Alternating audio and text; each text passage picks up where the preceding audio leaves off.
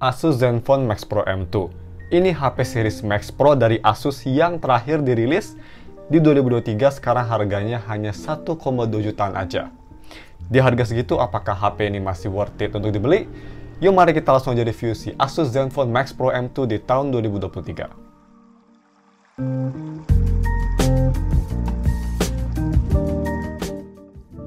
Halo guys, nemu guys dari StephTech, dan mari kita langsung aja review si Asus Zenfone Max Pro M2. Seperti biasa, part 1 yaitu dari si harga dan speknya. Untuk harganya guys, ini sangat menarik banget. Kalian bisa beli Asus Zenfone Max Pro M2 yang varian RAM 4GB RAM dengan internal storage sebesar 64GB di harga sekitar 1,2 juta. Itu yang kondisinya tuh gue dapet yang mulus, perfect mesinnya, dan juga walaupun hanya unit aja tapi dia perfect, gak ada masalah untuk layar dan performance dan juga speaker. Minusnya hanya di backdoornya aja bisa kita lihat yang memang banyak jamur ya, tapi wajar banget untuk HP yang glossy yang terbuat dari plastik.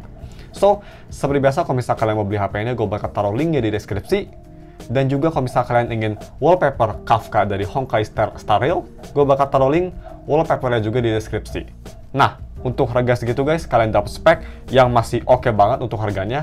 Snapdragon 660 fabrikasi 14nm, layar 6,26 inci IPS LCD 60Hz display, itu yang pastinya Full HD. Terus dia di eMMC 5,1 storage speednya, masih ada headphone jack, stereo speaker, maksud gue mono speaker, tapi nanti kita lihat itu mono speakernya bagus banget. Terus dia punya baterai yang masih besar banget di 5000 mAh baterai, cuma sayangnya hanya bisa ngecas sampai 10 watt, dan juga dia masih pakai micro USB. Oke, gue juga lupa bilang ini HP-nya pastinya resmi ya. Untuk sekarang gue bakal review HP resmi atau enggak HP Inter yang udah bea cukai, jadi kalian gak usah worry untuk masalah email. Next, mari kita bahas untuk si desain dan displaynya. So, desain sendiri sih menurut gue bodi belakang masih cukup bagus, masih kelihatan oke. Dia ini glossy banget, cuma gara-gara unit gue banyak jamur, jadi memang bodi belakang kelihatan ugly. Dan untuk bodi depan, dia ini kayak iPhone ya. Dia punya notch, dan juga walaupun lebih kecil dari iPhone notch-nya, tapi dia punya notch. Terus dia punya bezel bawah yang sangat tebal, tapi desainnya sendiri menurut gue ini masih oke banget lah, masih gak ketinggalan zaman. Untuk build-nya sendiri dia terbuat dari full plastik ya, mau frame samping ataupun bodi belakang. Dan juga untuk one-handed usage ini enak banget guys, karena dia terbuat dari 6,2 inci size-nya, lumayan compact untuk 2023. Jadi pemakai satu tangan ini masih kerasa enak banget, bisa kita lihat nih. Semua corner pakai jempol gue ini easy dicapai tanpa ada masalah. So ya, ini sih compact banget juga buat kalian para pecinta HP compact tapi baterainya jumbo. Ini HP masih enak banget. Nah, terus untuk fingerprintnya dia posisinya ada di belakang. Favorit gue, kecepatannya memang bukan tercepat ya, bisa kita lihat dia butuh kayak sekitar 1-1,5 detik nunggu sampai kebuka, tapi overall dia sangat akurat dan reliable. Untuk NFC sayangnya di unit ini nggak ada NFC, dan untuk displaynya sendiri ini juga salah satu kenapa gue review HP ini. Di harga 1,2 juta ini layarnya menurut gue guys bagus banget. Bisa kita lihat tuh, ini layarnya IPS LCD tapi somehow dia punya kualitas yang mirip AMOLED ya. Dia layarnya tuh vibrant banget, colorful, dan juga high contrast.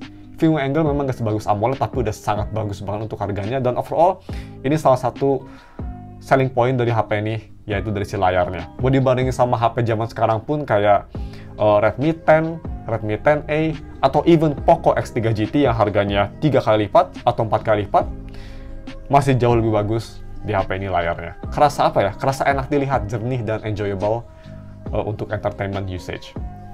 Nah, terus untuk si visibility di bawah sinar matahari, ini memang nggak bisa terang banget ya, bisa kita lihat tuh. Karena ini IPS LCD, di kondisi cahaya mendung aja dia layar udah agak gelap, tapi masih oke lah, masih usable menurut gue. Dan yang terakhir di segmen ini, mari kita bahas untuk si keyboardnya. So, keyboardnya ini nggak ada masalah sama sekali ya. Nggak kayak rivalnya pada zamannya, si Redmi Note 7. Di Zenfone, karena dia pakai stok Android, jadi keyboard nggak ada masalah sama sekali. Ngetik atau navigasi OS nggak ada masalah-masalah touch gitu. Perfect stock.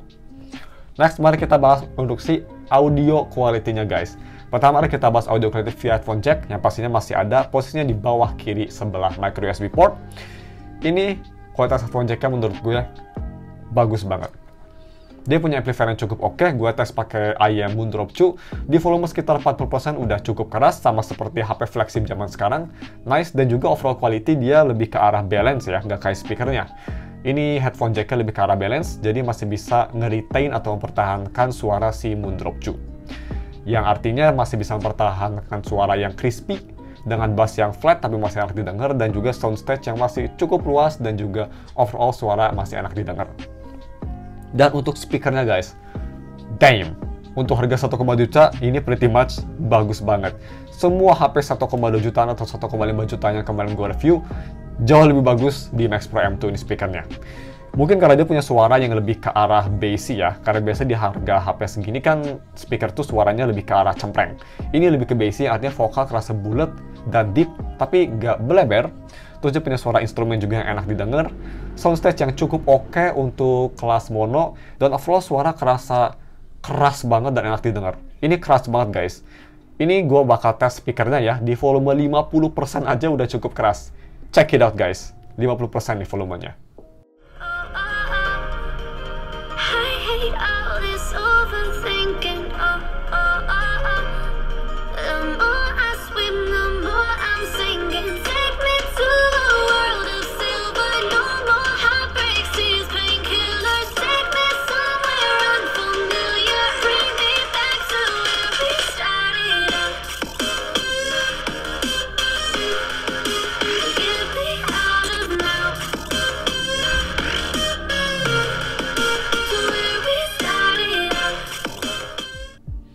Oke, so untuk kameranya. Untuk kameranya ini simple banget ya. Zaman dulu kan belum terlalu populer, banyak kamera. Dia hanya 2 kamera, main kamera hanya di 12 megapiksel. Dan kamera keduanya ini useless, bukan ultrawide, bukan telefoto, hanya 5 megapiksel aja, depth sensor. Sedangkan di kamera depan ini cukup bagus kameranya, 13 megapiksel yang bisa nge-record sampai resolusi 1080p 30 fps, dan juga di sebelahnya dia udah ada flash. Jadi buat yang suka selfie gelap-gelapan, nggak tahu kenapa alasannya, ini masih bagus untuk selfie, ada flash di sebelahnya. So, untuk kamera quality sendiri bisa kita lihat, gambar masih cukup bagus ya. Gambar masih kelihatan jernih. Dengan warna yang gue suka, ini warnanya kayak Apple ya, warnanya sangat natural banget, true to life, nggak dibikin vibrant. Dan juga dia punya kontras yang menurut gue cukup akurat juga. Cuma memang dynamic range-nya nggak bagus. Tapi wajar banget lah untuk harga segini, dan pada zamannya juga sih udah cukup oke menurut gue. Dan untuk foto malam hari, bisa kita lihat gue foto di kamera aja sebentar. Ini ada night mode, tapi night mode-nya biasa aja ya. Gambar memang masih agak gelap dan masih agak banyak noise, tapi acceptable lah untuk kayak ngasih ke temen kondisi malam hari. Dan untuk selfie-nya ini juga cukup bagus.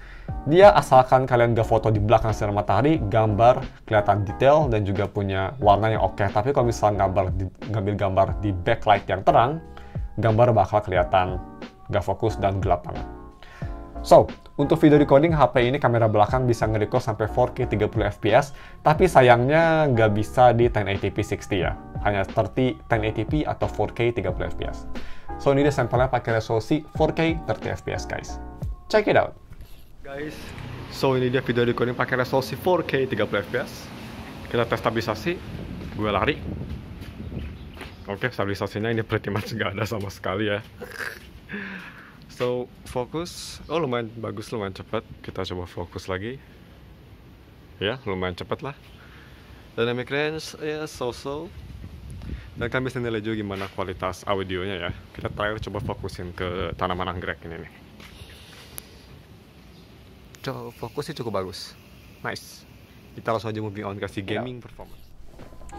Alright, moving on ke si gaming performance-nya. Ini HP yang diiklankan pada zamannya ya, HP 2,6 juta untuk gaming.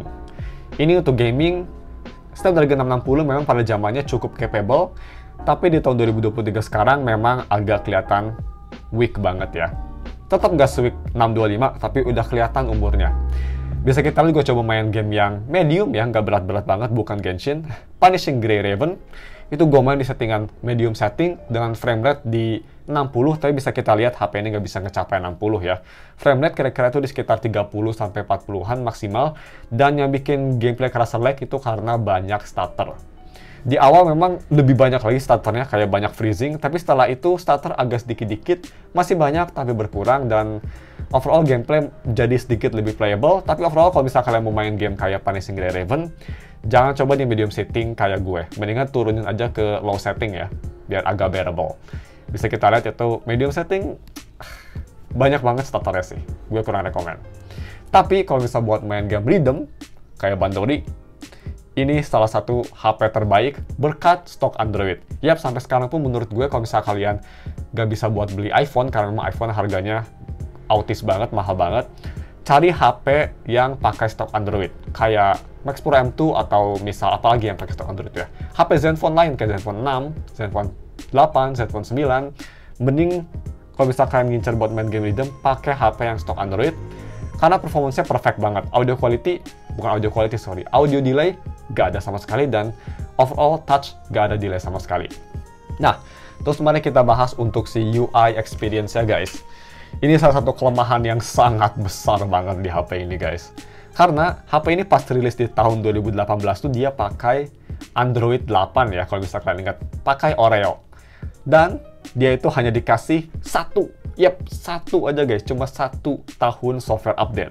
Bisa kita lihat kalau misalnya kita ke about phone, ini hanya sampai Android 9 aja.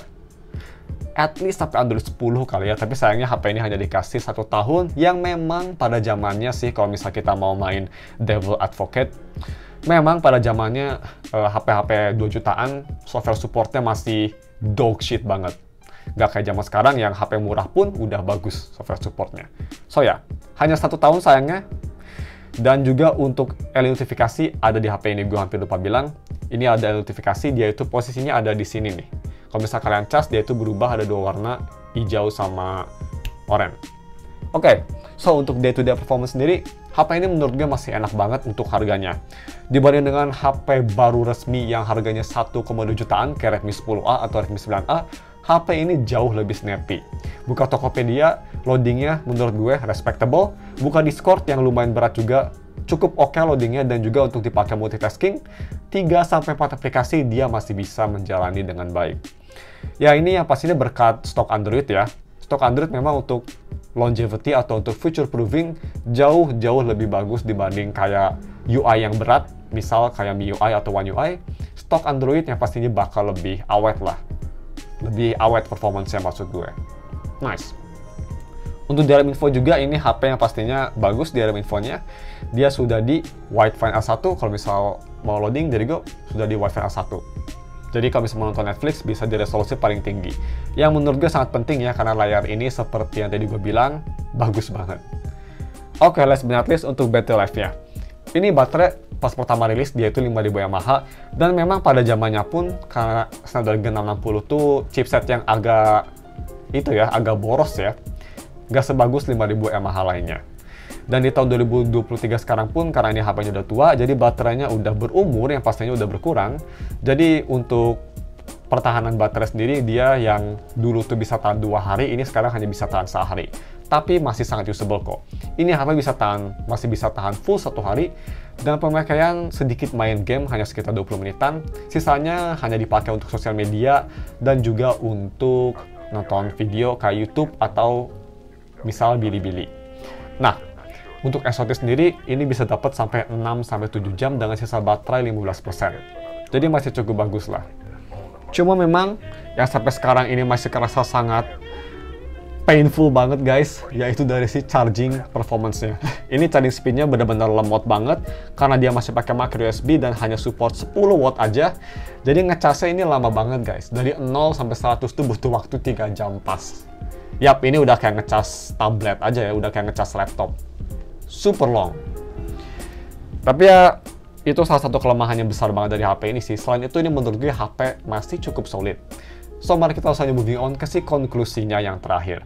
Untuk konklusinya, di harga 1,2 juta guys, kalau misal kalian nyari HP entry level, HP 1,2 jutaan, yang resmi, tapi complete package, ini HP sih, kalau misal kalian bisa nyari yang kondisinya bagus ya, kayak gini, gak ada yang bisa ngalahin sih guys. Di harga 1,2 juta ya, dibanding HP baru, dia punya RAM yang besar, 4GB, internal storage yang 64GB, lebih besar daripada kompetitor lainnya di HP baru. Terus dia punya microSD expansion dan juga dual SIM secara bersamaan, layar yang paling oke banget di harganya, kamera yang masih solid, dan juga port-port yang komplit. Speakernya bagus dan juga masih ada headphone jack. Ya, satu kelemahan besar menurut gue hanya dari charging speed-nya dan juga micro USB port. Tapi memang untuk micro USB port sih, zaman sekarang pun HP 1,2 jutaan ya, entry level masih pakai micro USB ya, kayak Xiaomi. Tapi ya, overall sih ini HP menurut gue sangat worth it banget. Jadi kalau misalnya kalian mau beli, gue bakal taruh linknya di deskripsi ya. Link Shopee itu ada dua, satu search bar, satu actual produknya.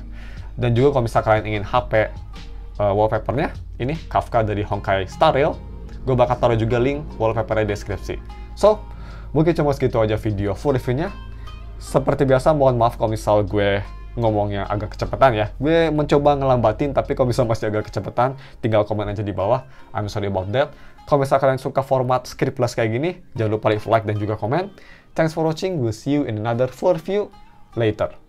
Goodbye.